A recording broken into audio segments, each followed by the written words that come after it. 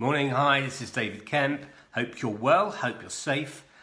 This is a post about shops and uppers generally in town centres. So this is going to be a two-part post.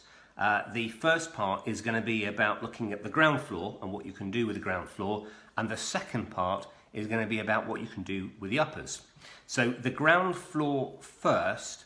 If you are looking at a building which has got shop and uppers and you're in a town centre, then generally speaking you're not going to be allowed to convert to residential use any part of it, even retaining the shop at the front, if you are in a town centre. So generally speaking, if you're looking to create residential units at ground floor with ground floor shops, then you need to make sure that you're not in a prime retail pitch.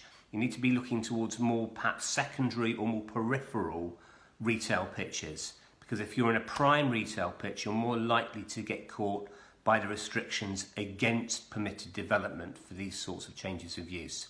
Another good sort of unit to look at is where it's on a corner pitch as well, because some of these units, when they are converted to residential, they've got pretty poor outlook as well. They might have a street frontage outlook, and they might have an outlook to the rear, perhaps over a car parking yard or some sort of service yard, and it's not a very nice unit in any event. And so you'll probably get a more attractive unit, and probably therefore higher values, if it's got an outlook and a return facade as well. So that's why it's a good idea to look at corner pitches. So that sort of PD is for just the ground floor, and that will apply to units which are in use as shops or financial and professional uses, but they would have to be financial and professional uses where you can generally walk in off the street. They've got almost like a retail frontage that you don't have to make an appointment to walk in. Generally speaking, if you have to make an appointment to walk in, it's not going to be what's called a Class A2 use. It might be more likely to be a Class B1, which is office use, which has a separate set of PD rules to it.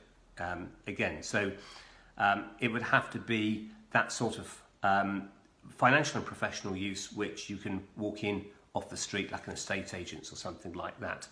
Also, takeaways also have a very similar PD function to go to residential as well.